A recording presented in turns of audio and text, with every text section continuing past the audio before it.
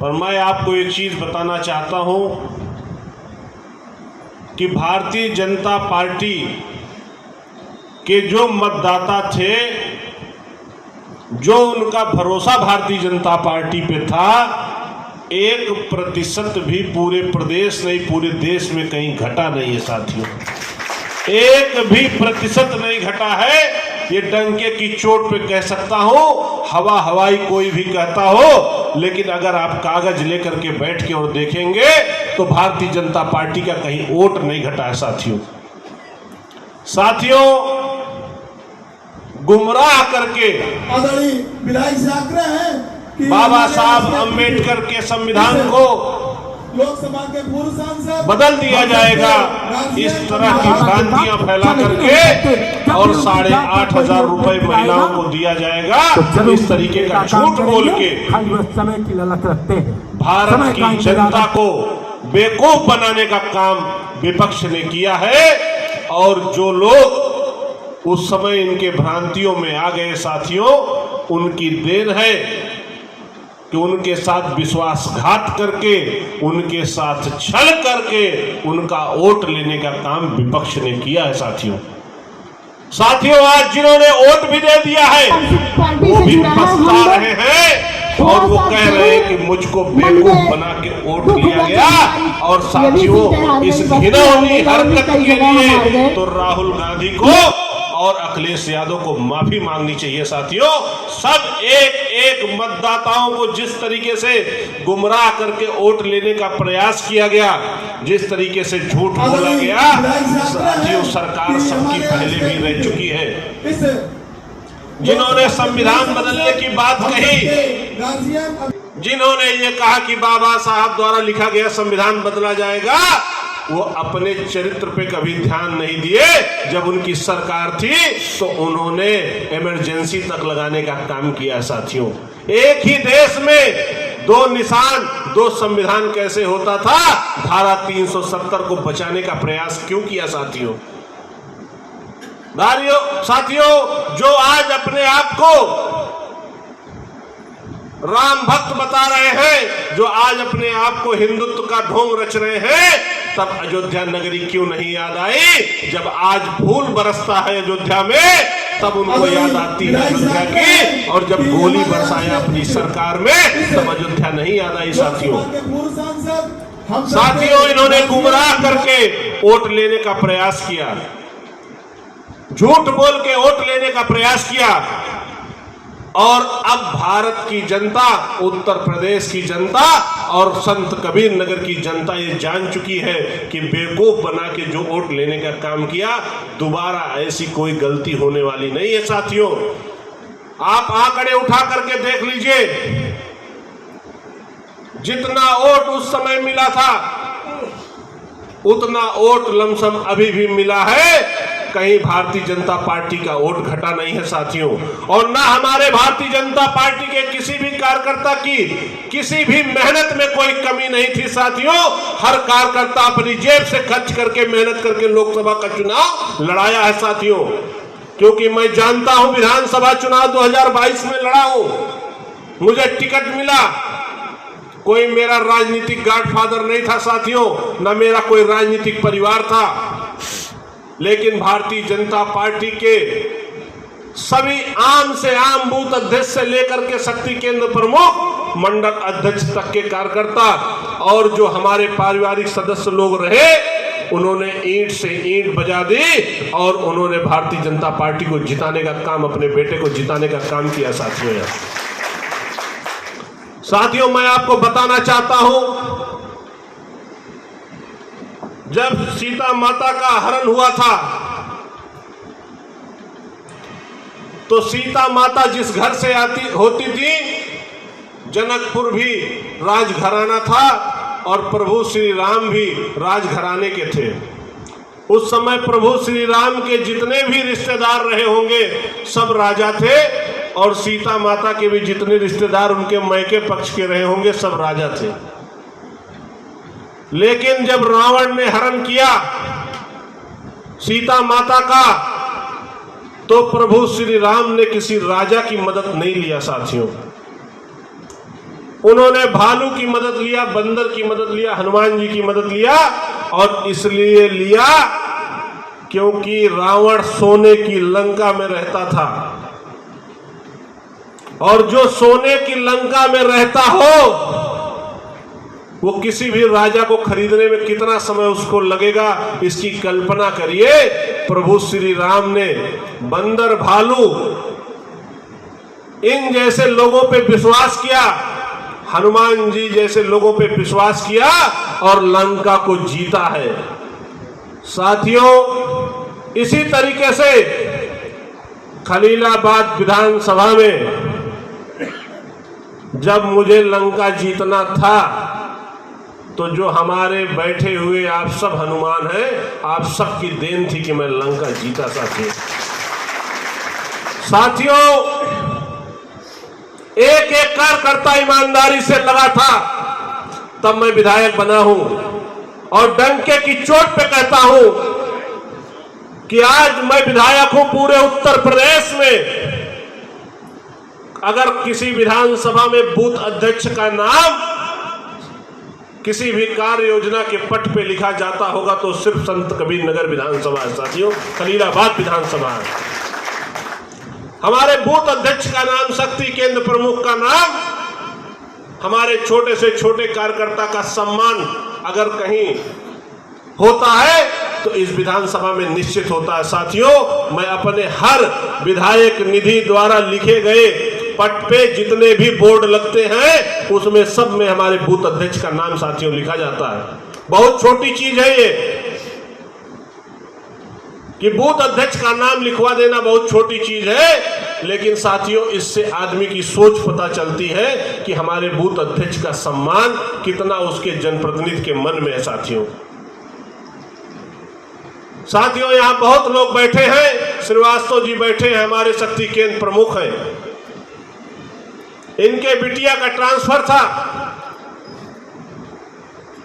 ले गया, श्रीवास्तव जी को मंत्री के बगल बैठाया और मैंने कहा विधायक समझो इनको, और जो कहे वो करना पड़ेगा आपको, श्रीवास्तव जी से पूछ लीजिएगा।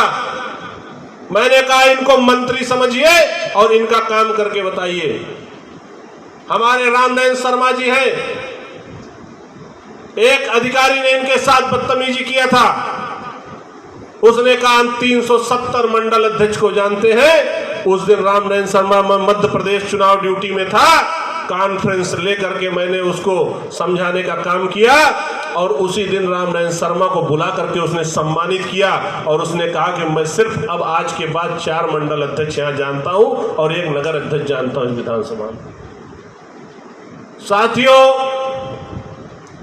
एक भी कार्यकर्ता के मान सम्मान में अगर मेरे कान तक बात आई होगी तो कभी किसी कार्यकर्ता का मान सम्मान गया नहीं है। और कोई भी मेरे दरवाजे पे आया है अगर, या मेरे पास मदद के लिए आया है, बिना जाति पूछे, बिना धर्म पूछे, केवल उसका काम पूछ के काम किया है, और अगर रोता हुआ मेरे पास आया है तो हंसता हुआ गया है। मैं अपने कार्यकाल से संतुष्ट हूं, मैं अपने काम करने के तरीके से संतुष्ट हूं। मैं इसलिए संतुष्ट हूं कि मैं जब खुद से पूछता हूं कि मैं राजनीति में क्यों आया साथियों, जब मैं खुद से ये पूछता हूं कि राजनीति में आने का मेरा मकसद क्या था, राजनीति में साथियों आने का मेरा सिर्फ 2-3 मकसद था। एक मकसद की जो मेरे साथ खड़ा रहा, मेरे परिवार के साथ खड़ा रहा, क्योंकि मेरे परिवार ने हमेशा संघर्ष किया, और 40-50 साल के संघर्ष में हर अच्छी बुरी परिस्थिति को मेरे पिताजी ने, मेरे परिवार ने झेला है। और उस समय से लेकर के मेरे चुनाव तक जो जो मेरे साथ खड़ा रहा, मैं आज उसके लिए लड़ता हूं, ये मेरा स्वभाव है, मैं उसके लिए खड़ा रहता हूं, ये मेरा स्वभाव है। और अगर किसी ने 1 कदम कोई चला है तो उसके लिए 10 कदम चलने के लिए हमेशा तत्पर रहता हूं, ये मेरा स्वभाव है साथियों, जो भी अगर मेरे पास किसी जरूरत के लिए आया हो तो हमेशा मैंने उसके जरूरत की चीजों को पूरा करने का काम किया है, चाहे वो विधायक निधि से होता हो, तो मेरे व्यक्तिगत पैसा देने से होता हो, तो मेरे प्रयास करने से, शासन से होता हो तो, लेकिन मैंने उसका प्रयास किया है और उसको कुछ न कुछ राहत जरूर दिया है। कोई भी खाली हाथ हमारे सामने से नहीं गया। मैं डंके की चोट पे कह सकता हूं कि अगर कोई रोता हुआ मेरे पास आया है तो वो रोता हुआ गया नहीं है साथियों। मैं आपको बताना चाहता हूं कि जिस लिए राजनीति में आया, यही मेरा मकसद था। मान सम्मान परिवार का आप सबकी देन की वजह से बढ़ा है और जब तक जिंदा हूं, अभी 35 साल उम्र है, अभी 40 साल खुली बैटिंग करेंगे। अभी 40 साल तक अपने किसी भी, जो लोग भी मेरे साथ खड़े रहे हैं, मेरे परिवार के साथ खड़े रहे हैं, डंके की चोट पे वज्र की तरह उनके साथ खड़ा रहूंगा और उनकी हमेशा मदद करता रहूंगा। साथियों, आप सबके आशीर्वाद से जब मैं विधायक नहीं था तो भी पहचान का मोहताज नहीं था। जब मैं विधायक नहीं था तब भी कभी यहां किसी विधायक सांसद से कम नहीं चला हूं। आप सबके आशीर्वाद से मेरे लिए पद की कोई वैल्यू नहीं है। मैं कद के लिए राजनीति कर रहा हूं और कद के लिए करता रहूंगा। मैं आपको बता दूं, ये कई तरह की भ्रांतियां विधानसभा में या अगल बगल क्षेत्र में फैलाई जाती होंगी। ये बसपा का वोट, सपा का वोट, क्योंकि यहां जाटा वोट ज्यादा है, यहां माइनॉरिटी वोट विधानसभा में ज्यादा है। इन सब वोटों को एक करके अगर विपक्ष ये सोच रहा है कि ऐसी चीजें हैं, विधानसभा हारे हैं, लोकसभा हारे हैं, ये जिला धंस गया, ये जिला बैठ गया, इस जिले में वोट नहीं है, ये गलतफहमी दूर कर दो। 2022 में जितना वोट मिला है 2024 में बढ़ के मिला है। और सभी विरोधी और विपक्षी को कहना चाहता हूं, पत्रकार भाइयों के माध्यम से, अंकुर राज तिवारी नाम है, ये जान लो, पीछे जाने के लिए नहीं पैदा हुआ है। हमेशा जीतेगा, डंके की चोट पे जीतेगा, जब चाहना आजमा लेना। मैं आपको बताना चाहता हूं कि यहाँ की कार्यकर्ता, यहाँ के सभी मतदाता, माँ बाप का आशीर्वाद और ऊपर वाले का साथ रहेगा तो कोई माई का लाल पीछे नहीं कर सकता मुझको। मैं पीछे जाने के लिए पैदा नहीं हुआ हूं।